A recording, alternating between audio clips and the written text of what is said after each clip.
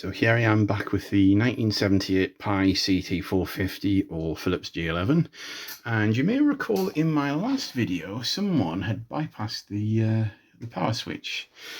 I did get it working, but yeah, I need to sort this out. This being a Philips set, it seems to use this type of switch.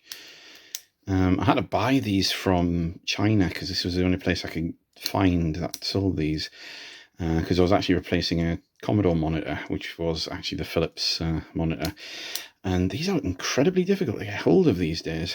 So that's one thing I can do, or failing that I might just add a relay in, but I'm not sure really if this is up to the job. It says it's 10 amp, but we'll see about that.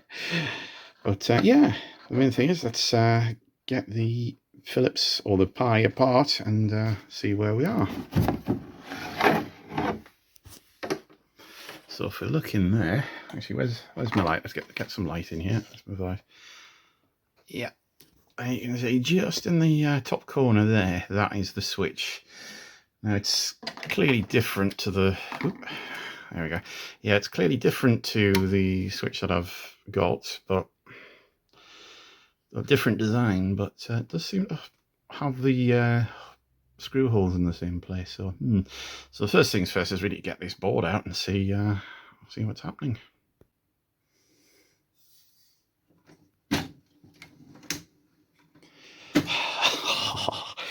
This is why I love working on this TV. I mean, look at that. That's just, everything just hinges open, and then there you go, and you can get to everything. So that's the switch. Might give this a bit of spray contact cleaner as well, these channel buttons, while this is out, because I noticed it doesn't quite mesh sometimes, or doesn't quite, the contacts don't quite work sometimes. Might give these a bit of a spray as well.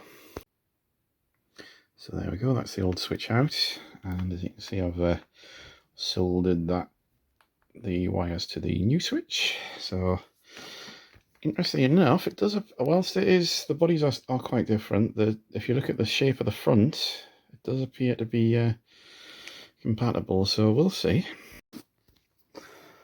Okay, well it definitely fits in. I'm a little bit concerned this spring didn't quite like being forced through the hole, misses. So we'll see how that goes, but this is incredibly difficult to do with one-handed, like most things. We're here. Yeah, so let's just get the switch.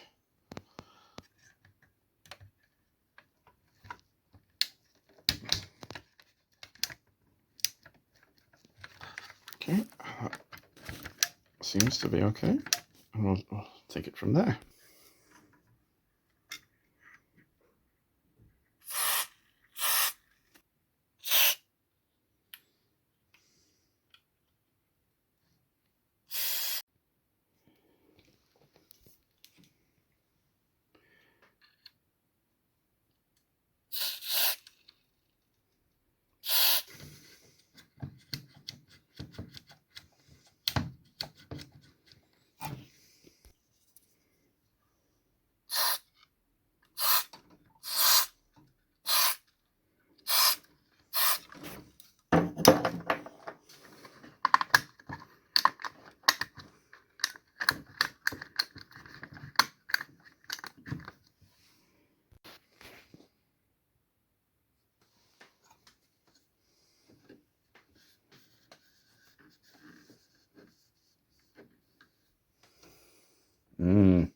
Flavor country.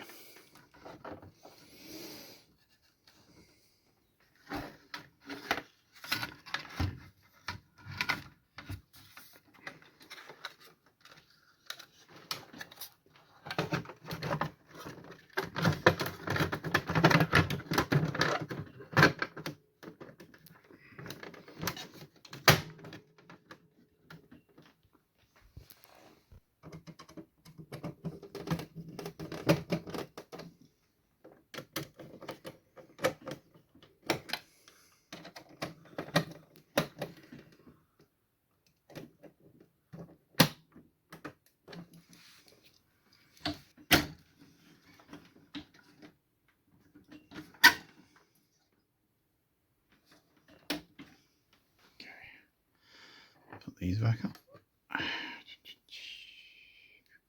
Right, so here goes. First switch on.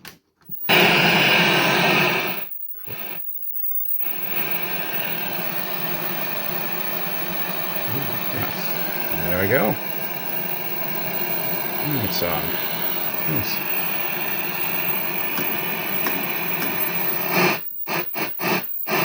No crackles now. If you're wondering what that buzz is, yep, this is a Philips G11, so that's what the buzz is. Yeah, they just make that noise, so.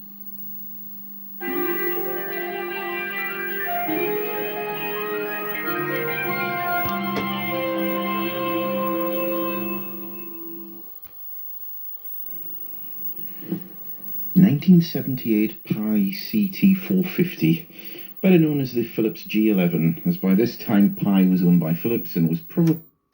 That guy's crap.